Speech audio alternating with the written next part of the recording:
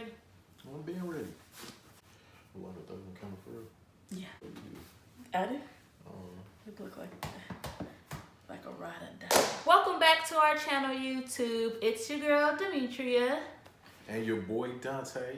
And as you can tell down below, we have changed the name of our channel. We tried to revamp, 2019 is about to go Baby, we down. didn't try. My mom said trying this line. No, Daddy said trying this line. My mom said it too. Well, your mom and your daddy said trying this line. But we are revamping our channel. As of now, we are going by the W family. So I hope you guys like it. Yeah, 2 U's. W. Okay. Wilson. They get it. Yeah, they do. Throw a less I don't count. So anyways, as you can tell by the title of this video, we are going to be talking about why we moved to the ATL. Did you spell that right? Yeah. Oh, okay. I must be sleepy. Yeah, so basically it started out, my wife's been off work for two years. Since December 2016. Dang. Is that like bum status? No, I'm just joking. No, but she's been out for 2 years, and I decided when God told me to quit my job in February Of this year. I left. So February of 2018, I left my job. We had a couple businesses, basketball. We have a few. Basketball, travel, vacation. Y'all want to book y'all travel? Okay, that's later. Yeah. But so we have a couple of those, and so we were like, And okay. also, I left my job so I could finish up school because I'm graduating in May for tourism, convention, and event planning. Yep. So party coming for that too. No. But yeah, so we did that, and about around the end of July, God gave us the word to actually relocate. I remember that day like it was like, I literally remember I was sitting in the bed on my side. I think I was watching TV or I was on my tablet, who knows, probably doing both. On the tablet. And he came in the room. I don't remember if you were already home or what, but you sat on your knees and you leaned on the bed, and then you was just like, Move right. yeah, he was like, we're about to leave. Because we came out here last year, 2017, for our anniversary. Yeah. We were here. And so, and we already have friends that live here, well, family that lives here. And he was just like, we moving to Atlanta. And I'm like, wait, hold up, what? Like, we had planned to move here, but we was like, a couple years, maybe when Zaria goes to kindergarten or, something like that. I didn't think it was going to be that soon. I didn't. Right. And I was nervous to tell her because I was like, I already know she's so safe. Well, she used to be safe.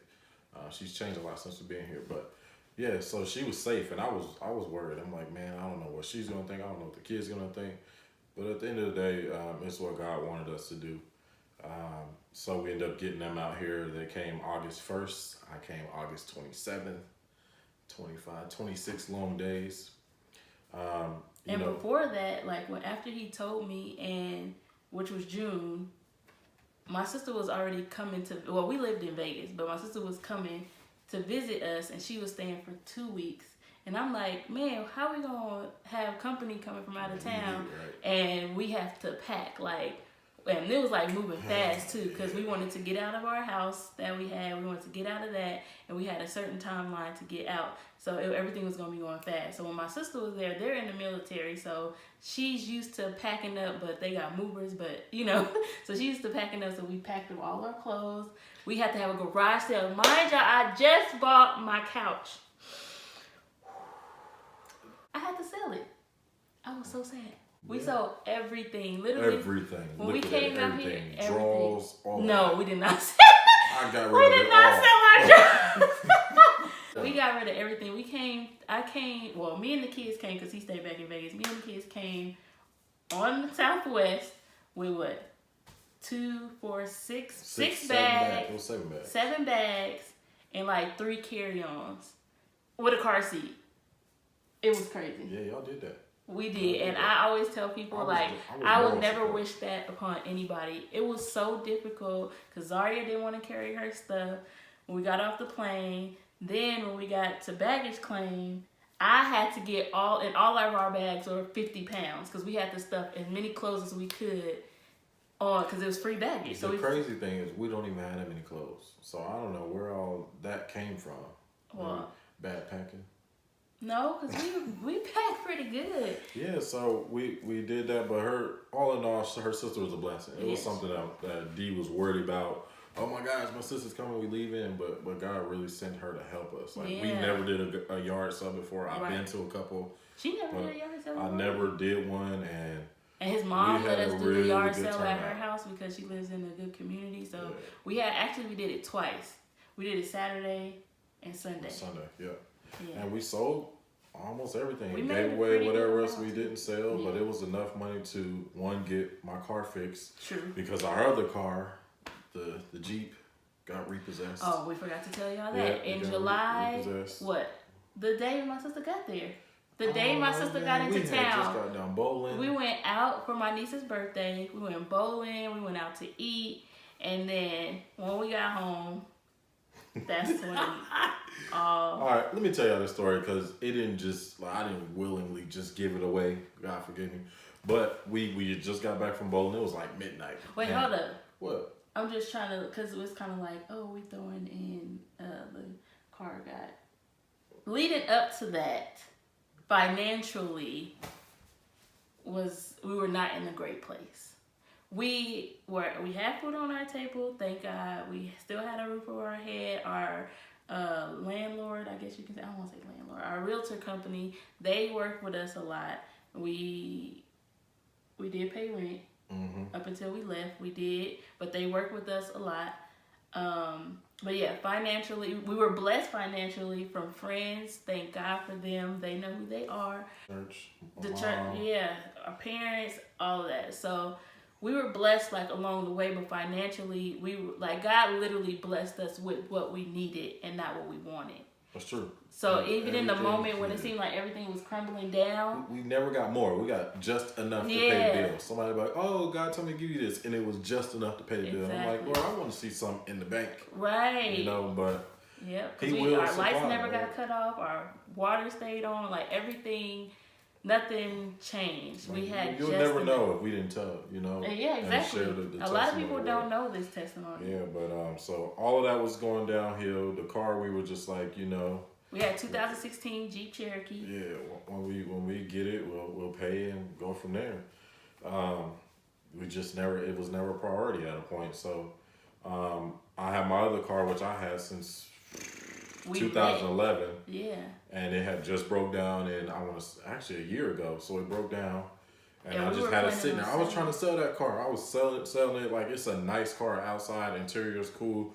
The transmission just went out. Trying to sell it, I couldn't sell it. I had people come over. They're like, it's a nice car, but I'll come back. They didn't get it. Long story short, when that car got repoed, because our plan was to take that car, bring some of our jumpers down here for jumpers, and God didn't see it that way. So when that car got taken, he opened up the door for me to get my car fixed. And transmission, you guys know, costs sometimes thousands. I went to the junkyard, found a transmission on the car. The Impala had just got there 3 days before I came, and it was right on the front row. Same Impala as mine and everything, same color, all of that. And so got the transmission. I was like, this is the one, this is the one. So we grabbed it, took it to a mechanic. They fixed it, I think $300 and $500, I'm sorry. And they fixed it, and it ran like new. I got on the road. Oh, we were able to get new tires? Oh, yeah, I got new tires, everything from just selling our stuff. So I was able to get on the road, and everything was fine. Well, actually, once I hit Arizona, I heard this sound, and I was like, oh, man, I'm too far away. Either way, So I said a prayer, and we was just going. I didn't hear that sound anymore until I got to Oklahoma City. Is that where you slept? I finally slept because I drove 24 hours straight. I got to Oklahoma City. I finally pulled over at a rest stop. I slept for about an hour and a half. I was so determined to get to them, and surprise them. I'm all about surprising. So yeah, we didn't know he was coming. Yeah. And even before, it started to take a toll on our relationship because he was still in Vegas. I was here, just me and the kids. When I got here, literally the next day when I got here, I had to take the kids to go get registered for school. I know you those adult responsibilities. But when you're used to having your husband next to you doing all this stuff with you, I felt like a single mom. And I'm like, I'm new to this place. Like, we were away from each other for 4 weeks. I know it sounds super short now. I was fine. Of course he was fine. Because he was living his best life. He ain't had no wife, no kids with him. So he was out there living his best life. That was not it. I just choose to take the positive route. Like, yo, we just got to make it happen until I get there. And I was doing so much in Vegas with the league, trying to get the car fixed and stuff like that. Like, it wasn't like they were the last thing in my mind, but it was like I'm getting stuff done to get there. So they were a thought, so I was just pushing. So kind of when you got a goal and you're trying to get to it, like time just began to pass. And I still have my mom and family, so that played a major role. But yeah. And also I had a lot of idle time too, so that's probably why my mind was like, oh, you out there having fun. Yeah, you know. But yeah, so I end up I got on the road and about 98 miles out, and I had just got off the phone with her, and she didn't know I was on the road. I think I told her I was somewhere. Cause his aunt and uncle were out here visiting. So after church, me and the kids went to church, and then we went to visit his aunt and uncle at their hotel room, and I talked to him too, and I thought he was like in Vegas, like driving around, not knowing that he was like a couple hours away. I'm the surprise king. Like, I was on the phone laughing on the inside. I can't wait. But even your auntie was like, Don he need to get his tail down here. That's what she was saying. Then she called me like mad. Like, she got mad at me while I was on the road. Like, oh, well, you still ain't here yet? But yeah, it's all good. I'm here now. And so when the car broke down, I had to call a tow truck. It cost me $400 to tow it here. I thought it was the transmission again because it was leaking. What ended up happening was that the axle broke on there from my engine mount not being on there, and it broke. Pulled it out from the transmission or whatever. Long story short, I got a car fixed. We are riding in it now. So yeah. And if you haven't seen that video yet, we show like how the whole process went. Most of the process went. Yeah. So that video. Check out the video. Yeah, check that out. Check it out. I'm not telling you anymore. Check it out. Right. So that's been our process and a little bit of our journey.